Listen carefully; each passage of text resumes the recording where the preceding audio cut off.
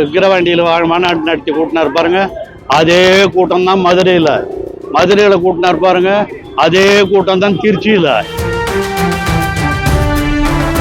அவருக்குன்னு ஒண்ணு பெரிய வாக்காளர் கூட்டம்லாம் கிடையாதுங்க. இந்த ஆண்டு தமிழக தலைவர் தளபதி அவர்களுடைய 4 ஆண்டு வரலாற்று சாதனையை மக்கள் புரிந்து கொள்கின்ற வகையிலே இந்த அண்ணாவினுடைய பிறந்த நாள், நாளை திராவிட முன்னேற்ற கழகத்தினுடைய பிறந்த நாள், நாளை மறுநாள் தந்தை பெரியாருடைய பிறந்த நாள், இந்த மூன்றையும் சேர்த்து முப்பெரும் விழாவாக கொண்டாட வேண்டும் என்று கலைஞர் அறிவித்த நாளிலிருந்து இந்த நிகழ்ச்சி மிக சிறப்பாக தமிழகத்திலே நடைபெற்றுக் கொண்டிருக்கிறது.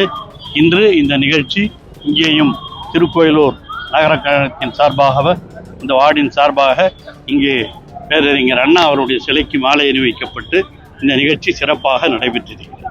முப்பெரும் விழாவில் விஜயை விமர்சனம் பண்ணி தலைவர் திமுக தலைவர், அதுக்கு விஜய் ரிப்ளை கொடுத்துருக்காரு. ஏங்க, அது உங்களுக்கு தெரியாதுல்ல, அவர் அங்கங்கேயும் கூடுற கூட்டம் கிடையாது. அது தமிழ்நாடு பூரா இருக்கிற விக்கிரவாண்டியில் மாநாடு நடத்தி கூட்டினார் பாருங்க, அதே கூட்டம் தான் மதுரையில கூட்டினார் பாருங்க, அதே கூட்டம் தான் திருச்சியில. அதால் தான் அவர் என்ன பண்றாரு, சனிக்கிழமை நடத்துறாரு. தினம் தொகுதிக்கு போனா அங்க இருக்கிறவன் எவனா வரணும், இவங்கள திரும்பி வர முடியாது. அதுக்காக திட்டமிட்டு அவர் சனிக்கிழமை நடத்துறாரு.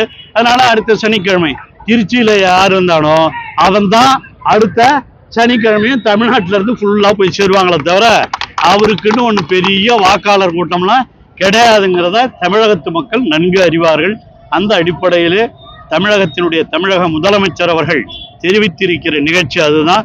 புதிய எதிரியாக இருந்தாலும் பழையவர்களாக இருந்தாலும் அனைவரையும் வீழ்த்தி தமிழகத்தினுடைய தலைவர் தளபதியினுடைய ஆட்சிதான் தொடர்ந்து இருக்கும் என்பதில் 26 மட்டுமல்ல, தொடர்ந்து தமிழக முதலமைச்சர் தளபதி தான் என்பதை தமிழகத்து மக்கள் முடிவு செய்திருக்கிறார்கள். அதற்கு ஏற்ப தமிழக முதல்வர் அவர்கள் சாதனை செய்திருக்கிறார்கள். அதையெல்லாம் மக்களுக்கு எடுத்துச் சொல்ல வேண்டிய நாள் தான் இந்த நாட்கள் என்று சொல்லி நிறைவு செய்கிறேன். நன்றி, வணக்கம்.